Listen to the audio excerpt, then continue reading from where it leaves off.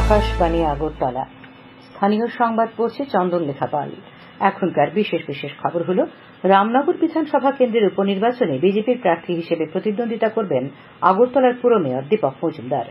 রামনগর বিধানসভা কেন্দ্রের উপনির্বাচনে ইন্ডিয়া জোটের প্রার্থী রতন দাস এবং পশ্চিম ত্রিপুরা লোকসভা আসনের জন্য আমরা বাঙালি প্রার্থী গৌরীশঙ্কর নন্দী আজ মনোনয়নপত্র জমা দিয়েছেন। ভুটানের রাজা জিগমে খেসর নামগেল ওয়াংচুক আজ থিম্পুতে প্রধানমন্ত্রী নরেন্দ্র মোদীকে ভুটানের সর্বোচ্চ অসামরিক পুরস্কার order of the Druk Gyalpo প্রদান করেছেন। টিসিএ পরিচালিত মহিলাদের আমন্ত্রণমূলক ঘরোয়া টি-20 ক্রিকেট প্রতিযোগিতার ফাইনালে জুটমিল কোচিং সেন্টার খেলবে ব্লাডমাউথ ক্লাবের বিরুদ্ধে।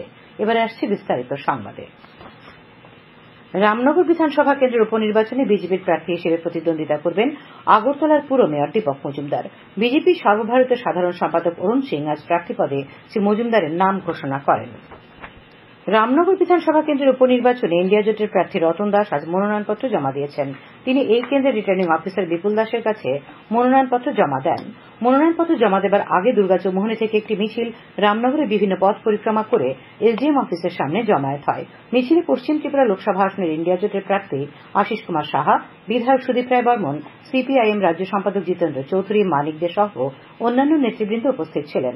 এসডিএম অফিসের সামনে জমায়েতে সিপিআইএম রাজ্য সম্পাদক জিতেন্দ্র চৌধুরী দিল্লির মুখ্যমন্ত্রী এবং ঝাড়খণ্ডের মুখ্যমন্ত্রীকে গ্রেপ্তারের নিন্দা করেন। তিনি পশ্চিম আসনে ইন্ডিয়া জোটের প্রার্থী আশিস কুমার সাহার সমর্থনে বক্তব্য রাখেন।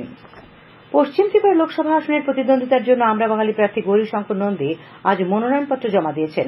এই আসনে প্রতিদ্বন্দ্বিতার জন্য ইতিপূর্বে এসইউসিআই প্রার্থী অরুণ ভৌমিক এবং নির্দল প্রার্থী মিলনপদ মোরা সিং মনোনয়নপত্র জমা দেন। রাজ্যে দুটি আসনের লোকসভা নির্বাচন সুষ্ঠুভাবে সম্পন্ন করার জন্য রাজ্য নির্বাচন দপ্তর সব ধরনের প্রস্তুতি নিয়েছে।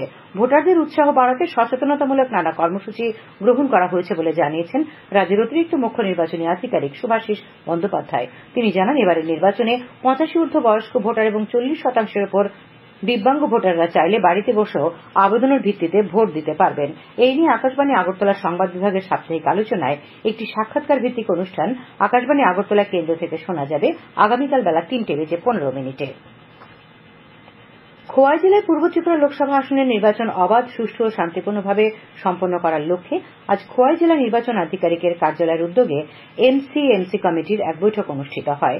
এই বৈঠকে জেলা শাসক তথা জেলা নির্বাচন আধিকারিক চাঁদনী চন্দনের কমিটির দায়িত্ব কর্তব্য সম্পর্কে সবিস্তারে আলোচনা করেন এবং নির্বাচন কমিশনের বিধি অনুযায়ী সঠিকভাবে এই কমিটিকে দায়িত্ব পালন করতে সংশ্লিষ্টদের প্রতি আহ্বান জানান। বৈঠকে বিজেপি, আইএনসি, সিপিআইএম, ত্রিপুরামথ দলের প্রতিনিধিরা উপস্থিত ছিলেন। লোকসভা নির্বাচনের পরিপ্রেক্ষিতে সিপাহীজলা জেলার জেলা শাসক এক আদেশে জেলায় যাদের কাছে লাইসেন্সপ্রাপ্ত আগ্নেয়াস্ত্র রয়েছে সেগুলি আগামী 30 মার্চের মধ্যে জেলার সংশ্লিষ্ট থানায় জমা দেওয়ার নির্দেশ দিয়েছেন। এই আদেশ অমান্যকারীদের বিরুদ্ধে শাস্তিমূলক ব্যবস্থা নেওয়া হবে। আর্মস অ্যাক্ট 1959 অনুযায়ী এই আদেশ জারি করা হয়েছে। লোকসভা সাধারণ নির্বাচন প্রক্রিয়া শেষ না হওয়া পর্যন্ত এই আদেশ বলবৎ থাকবে। লোকসভা সাধারণ নির্বাচন ঘোষণার পর কার্যকর হওয়া আদর্শ আচরণবিধির বিষয়ে রাজ্যের মুখ্য সচিবকে চেয়ারম্যান করে একটি স্ক্রিনিং কমিটি গঠন করা হয়েছে। আদর্শ আচরণবিধি কার্যকর থাকাকালীন সময়ে যে কোনো বিষয়ে অনুমতি বা স্পষ্টীকরণের প্রয়োজন হলে তা নির্বাচন কমিশনের কাছে পাঠানোর আগে এই স্ক্রিনিং কমিটি সংশ্লিষ্ট বিষয়গুলি খতিয়ে দেখবে। স্ক্রিনিং কমিটির অন্যান্য সদস্যরা হলেন দপ্তরের কাছ থেকে নির্দিষ্ট প্রস্তাব আসবে সেই দপ্তরের প্রধান সচিব এবং সচিবগণ, রাজ্য পুলিশের ডিজি। মুখ্য নির্বাচন আধিকারিক পুনিত আগরওয়াল আজ এই খবর জানিয়েছেন। পশ্চিম ত্রিপুরা লোকসভা আসনের নির্বাচন ও রামনগর বিধানসভা কেন্দ্রের উপনির্বাচনের জন্য নির্বাচন কমিশনের ব্যয় পর্যবেক্ষক প্রদীপ শর্মা বর্তমানে আগরতলার ক্যাপিটাল কমপ্লেক্স স্থিত রাজ্য অতিথিশালা সোনারতরীতে অবস্থান করছেন। তার সঙ্গে যোগাযোগের নম্বর 9863905324। নম্বরটি আবার বলছি 9863905324। প্রতিদিন অফিস চলাকালীন দিনে বিকেল 5টা থেকে 6টা পর্যন্ত সময় তার সঙ্গে সাক্ষাৎ করা যাবে। নির্বাচনী ব্যয় পর্যবেক্ষকের সঙ্গে যোগাযোগের জন্য লিয়াজো অফিসারের সঙ্গে যোগাযোগ করা যেতে পারে। লিয়াজো অফিসারের নাম অ্যাসিস্ট্যান্ট অডিট অফিসার দিবাকর দত্তগুপ্ত। লিয়াজো অফিসারের ফোন নম্বর 9436455443। আবার বলছি 9436455443 এবং 9485340070। সাধারণ জনগণ, প্রতিদ্বন্দ্বী প্রার্থী এবং রাজনৈতিক দলগুলিকে এই বিষয়ে অবহিত করার জন্য পশ্চিম ত্রিপুরা লোকসভা আসনের রিটার্নিং অফিসার এক বিজ্ঞপ্তিতে এই খবর জানিয়েছেন। খবর প্রচারিত হচ্ছে আকাশবাণীর আগরতলা কেন্দ্র থেকে। ভুটানের রাজা জিগমে খেসার নামগেল ওয়াংচুক আজ থিম্পুতে প্রধানমন্ত্রী নরেন্দ্র মোদীকে ভুটানের সর্বোচ্চ অসামরিক পুরস্কার order of the Druk Gyalpo প্রদান করেছেন।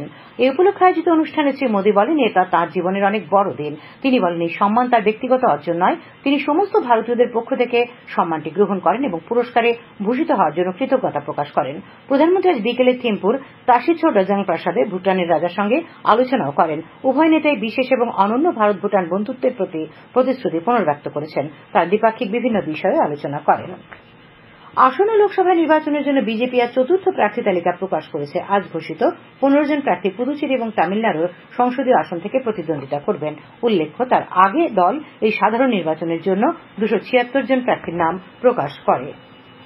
রাষ্ট্রীয় সনাতনী সেবা সংঘের উদ্যোগে আজ আগরতলা স্বামী বিবেকানন্দ ময়দানে মহাধর্ম সভা ও সহস্র কণ্ঠে গীতা পাঠের আয়োজন করা হয়।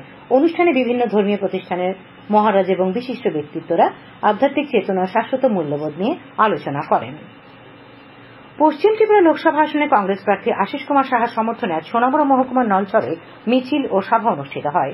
সিপিআইএম ও কংগ্রেস দলের যৌথ কর্মসূচিতে উপস্থিত ছিলেন সিপিআইএম রাজ্য সম্পাদক মন্ডলীর সদস্য মানিক দে, বিধায়ক শ্যামল চক্রবর্তী, প্রাক্তন বিধায়ক তপন দাস, কংগ্রেস নেতা পরেশ দেবনাথ প্রমুখ। মুখ্যমন্ত্রী অধ্যাপক ড মানিক সাহা আজ বাধারঘাট বিধানসভা কেন্দ্রের অন্তর্গত চারিপাড়া এলাকায় নির্বাচনী প্রচারে অংশ নেন। মুখ্যমন্ত্রীর সঙ্গে উপস্থিত ছিলেন আগরতলা পৌর নিগমের মেয়র দীপক মজুমদার, বিধায়িকা মীনারানী সরকার। কংগ্রেস বিধায়ক সুদীপ রায়বর্মন আজ আগরতলায় সাংবাদিক সম্মেলনে অভিযোগ করেছেন, আসন্ন লোকসভা নির্বাচনের আগে সর্বভারতীয় কংগ্রেস দলকে অর্থনৈতিকভাবে পঙ্গু করে দেওয়ার জন্য চেষ্টা চালানো হচ্ছে। তিনি এর জন্য বিজেপি নেতৃত্বাধীন কেন্দ্রীয় সরকারকে দায়ী করেন। তিনি আরও অভিযোগ করেন, কংগ্রেস দলের সমস্ত ব্যাংক অ্যাকাউন্ট অনৈতিকভাবে বন্ধ করে দেওয়া হয়েছে। আয়কর ফেরত ইস্যুতে তাদের বিরুদ্ধে অযাচিতভাবে এই ধরনের পদক্ষেপ গ্রহণ করা হয়েছে বলে উল্লেখ করেন তিনি। সাংবাদিক সম্মেলনে উপস্থিত ছিলেন প্রদেশ কংগ্রেস সভাপতি আশিস কুমার সাহা। লোকসভা নির্বাচনের আগে আইন শৃঙ্খলা শান্তিপূর্ণ রাখার লক্ষ্যে পুলিশ ও কেন্দ্রীয় নিরাপত্তা বাহিনী আজ যৌথভাবে অমরপুর শহরের বিভিন্ন এলাকায় ফ্ল্যাগ মার্চ করে। এই ফ্ল্যাগ মার্চে ছিলেন গোমতী জেলার জেলাশাসক তরিৎ কান্তি চাকমা, জেলা পুলিশ সুপার নমিত পাঠক এবং অমরপুর মহকুমা পুলিশ আধিকারিক Debanjali Roy. Society of medical astrological research ফ্রেটার্নিটির উদ্যোগে আগামী 24 মার্চ আগরতলার দুর্গাবাড়িতে গীতাযজ্ঞের আয়োজন করা হয়েছে। আজ আগরতলা প্রেস ক্লাবের সাংবাদিক সম্মেলনে সংগঠনের পক্ষে সোমা চৌধুরী এ খবর জানিয়েছেন। খেলার খবর। টিসিএ পরিচালিত মহিলাদের আমন্ত্রণমূলক ঘরোয়া টি-20 ক্রিকেট প্রতিযোগিতার ফাইনালে জুটমিল কোচিং সেন্টার খেলবে ব্লাডমাউথ ক্লাবের বিরুদ্ধে। এমবিবি স্টেডিয়ামে আগামী 24 মার্চ ফাইনাল ম্যাচ হবে। আজ আসরের দুটি সেমিফাইনাল হয়।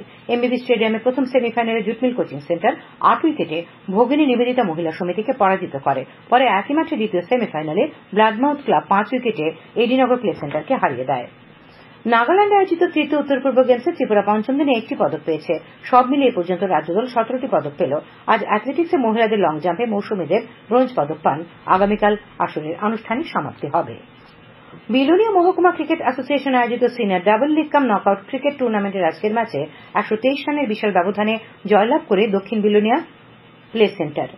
বিদ্যাপীঠ মাঠে আয়োজিত এই ম্যাচে প্রথমে ব্যাট করতে নেমে দক্ষিণ বিলোনিয়া প্লে সেন্টার নির্ধারিত 35 ওভারে 9 উইকেটে 203 রান করে। জবাবে খেলতে নেমে নিউ স্টার ক্লাব 21 ওভারে উইকেট হারিয়ে 80 রান সংগ্রহ করে। শান্তিরবাজার মহকুমা ক্রিকেট অ্যাসোসিয়েশনের উদ্যোগে আজ থেকে বাইখোড়া মাঠে শুরু হয়েছে সিনিয়র টি-20 ক্রিকেট টুর্নামেন্ট। টুর্নামেন্টের প্রথম ম্যাচে মহিপুর জনকল্যাণ সমিতি 46 রানে কসমোপলিটন ক্লাবকে হারিয়ে দেয়। টিসিএ পরিচালিত রাজ্যভিত্তিক অনূর্ধ্ব 13 বছরের ক্রিকেট প্রতিযোগিতার আজ 7টি খেলা হয়। এতে তেলিয়ামুড়ে অনুষ্ঠিত খেলায় সদর বি 18 রানে তেলিয়ামুড়াকে, নেপকো মাঠে বিশালগড় 8 উইকেটে মোহনপুরকে, বিশালগড়ের জাঙ্গালিয়া মাঠে সদর এ 10 উইকেটে আমবাসাকে, ধর্মনগরের কলেজ মাঠে ধর্মনগর 10 উইকেটে গন্ডাছড়াকে, হাফলং মাঠে কৈলাসহর 6 উইকেটে কমলপুরকে, উদয়পুরের কেবিআই মাঠে স্বাগতিক উদয়পুর 156 রানে বিলোনিয়াকে এবং বিলোনিয়ায় অনুষ্ঠিত খেলায় সাবরুম 5 উইকেটে অমরপুরকে পরাজিত করে। আবহাওয়া।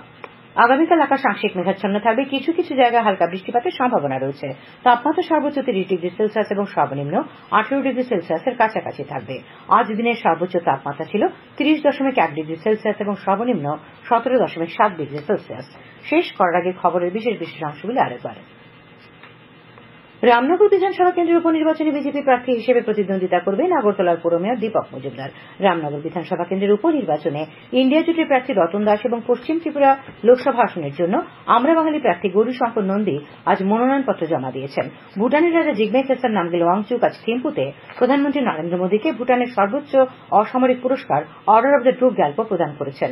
টিসিএ পরিচালিত মহিলাদের আমন্ত্রণমূলক ঘরোয়া টি-20 ক্রিকেট প্রতিযোগিতার ফাইনালে জুটমিল কোচিং সেন্টার খেলবে ব্লাডমাউথ ক্লাবের বিরুদ্ধে। স্থানীয় সংবাদ আজকের মতো এখানেই শেষ হলো।